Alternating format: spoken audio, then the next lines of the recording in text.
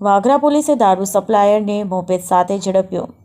નવા કાયશાનો bootlegger jail ભેગો, 50,000નો મુદ્દામાલ જપ્ત।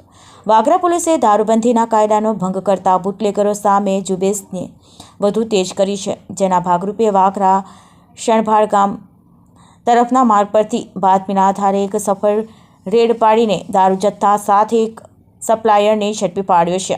પોલીસે બાતમી મળી હતી કે એક વ્યક્તિ ગેરકાયદેસર રીતે દેશી દારૂનો મોટો જથ્થો લઈને આ માર્ગ પરથી પસાર થવાનો છે। બાતમીના આધારે પોલીસે તાત્કાલિક ગોઠવેલા સફળ છટકામાં નવા કાશિયા ગામના બુટલેગર ધર્મેશ રમણ વસાવાને દારૂની હેરાફેરી કરતા રંગે હાથે ઝડપી પાડવામાં આવ્યો હતો।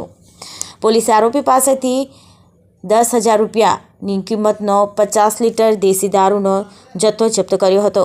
સાથે જ દારૂની હેરાફેરી માટે ઉપયોગમાં લેવાયેલી GJ16 DGL 5046ના નંબરની મોપેડ પણ કાયદેસરની કાર્યવાહીના ભાગરૂપે જપ્ત કરવામાં આવી છે। દારૂ અને મોપેડ સહિત પોલીસે આ રેડમાં કુલ 50,000 રૂપિયાના મુદ્દામાલ કબજે કર્યા છે। આરોપી ધર્મેશ રમણ વસાવા વિરુદ્ધ વાગરા પોલીસે પ્રોહિબિશન એક્ટ હેઠળ ગુનો નોંધી તેની અટકાયત કરી છે।